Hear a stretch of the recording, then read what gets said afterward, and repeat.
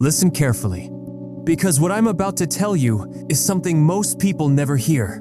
Not in school, not in self-defense classes, not in YouTube videos, and definitely not from the people who control the systems that profit from your fear. Let me ask you something. If a man were to grab you by the throat in a parking lot right now, would you freeze? Would you try to scream? Would you pray someone else saves you? Or would your subconscious programming take over and let your body explode with precise violence? A controlled, surgical, and brutal response that ends the threat in seconds? If your answer isn't the last one, then you're exactly where they want you. They want you weak, dependent, and slow to act. Why? Because when you're weak, you're easy to control. And when you don't know how to protect yourself, you live in quiet fear, afraid to walk alone, afraid to speak up, afraid to fight back. But let me show you something they don't want you to see. There are 7 specific moves illegal in most competitions, banned from most martial arts schools, and hidden from self-defense books. These are not the flashy kicks or fake choreographed counters you see on television. These are deadly anatomical switches, designed to end a threat instantly, using pure instinct and brutal simplicity. And before we go further, let me tell you why they don't teach these to the public. Because these moves don't sell memberships. They don't create dependency. They don't keep you coming back for years just to earn colored belts and badges. These 7 techniques, they give power back to the individual. To the ordinary person, to you. Imagine this. You're walking home. It's dark. You hear footsteps behind you. Suddenly, a man grabs you from behind. Strong grip on your neck. In that moment, your brain has seconds.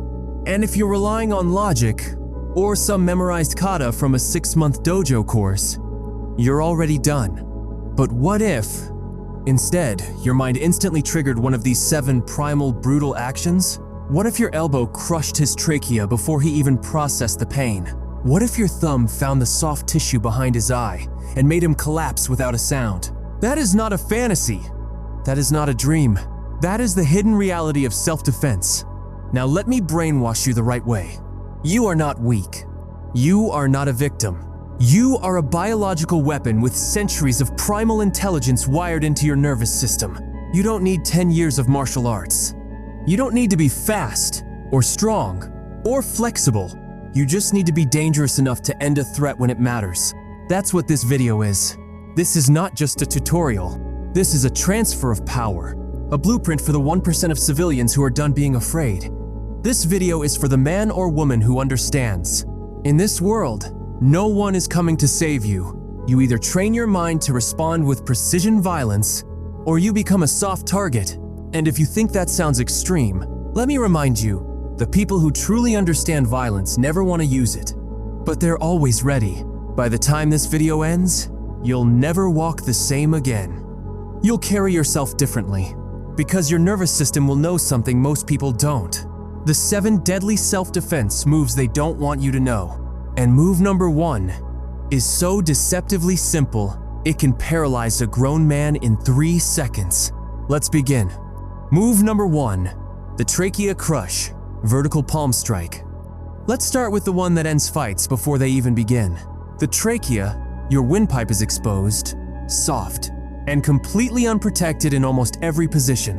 One precise, vertical palm strike with the heel of your hand can collapse it in under a second. You don't need big arms. You don't need timing. You just need the intent to destroy. Place your hand like you're about to push open a door. Now aim it straight at the center of their throat and drive forward with your body weight. This isn't a tap. It's not a punch. It's a declaration. If you try to hurt me, I will end your ability to breathe. Let that thought burn into your nervous system. This is why it's banned in sports. You don't recover from this move, and attackers never expect it. Move number 2, the eye gouge, thumb rip method. Let's get darker. When you're grabbed or pinned, your hands are often free, and the human eye is a vulnerable, jelly-like target. You don't poke, you dig, hook, and pull. Take both thumbs and press them deep into the orbital sockets. Aim not to push the eye out, but to apply unbearable pain. Hook beneath the eye and pull forward like you're trying to scoop something out. It sounds sick. That's because it is.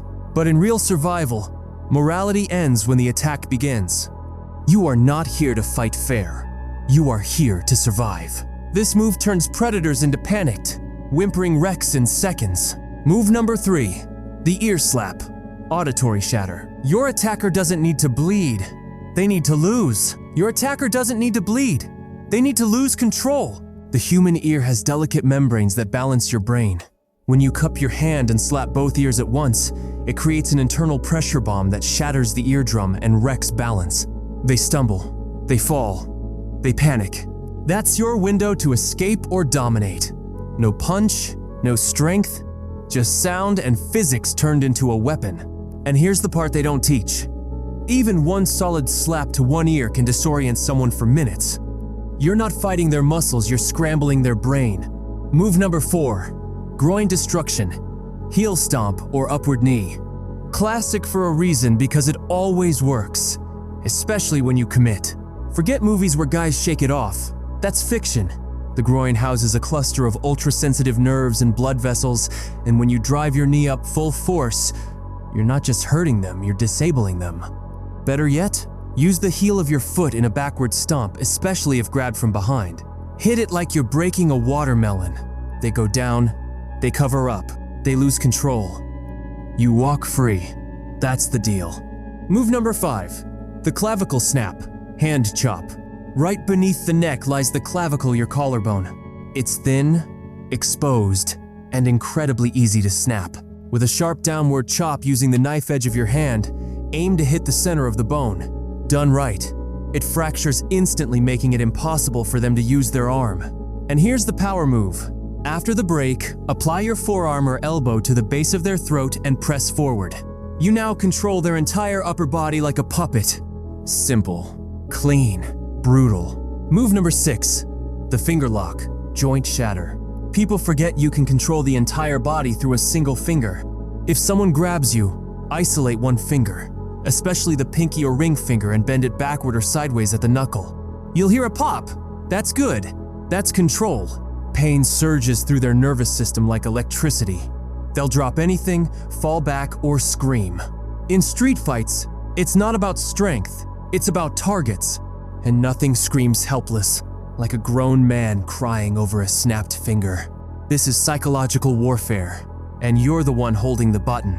Move number 7, the shin smash, knee to shin destruction. The shin is an ignored target, but it's a bone with zero protection. If someone is facing you, step in and slam your knee or the bottom of your boot directly into their shin. Or better yet, drag your heel down their shin like you're scraping bark off a tree.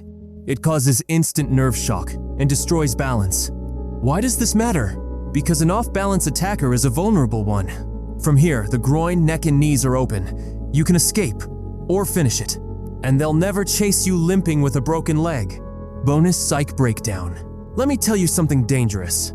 Every one of these moves works best when your attacker doesn't expect you to fight back, and that's the weapon you have: surprise. These aren't martial arts. They're biomechanical traps built into the human body, and now you know where the switches are. You've just been given what most people will never have: a map to human vulnerability and a silent permission to defend yourself without hesitation. And now comes the truth.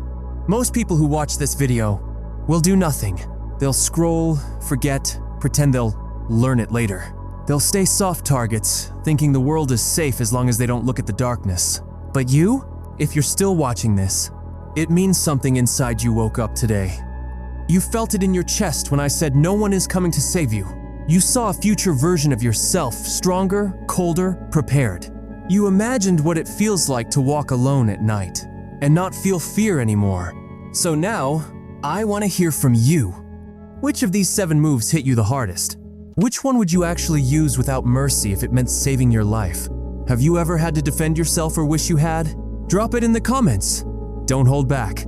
Tell your story. Share your rage. Or just type, "I'm done being prey." Let everyone reading know you've crossed the line from passive to prepared. And if you think the world isn't this dark, just wait until the moment you need these moves and you're glad you remembered them. Because by the time the average person realizes they're under attack, you'll already have ended it. See you in the comments, warrior.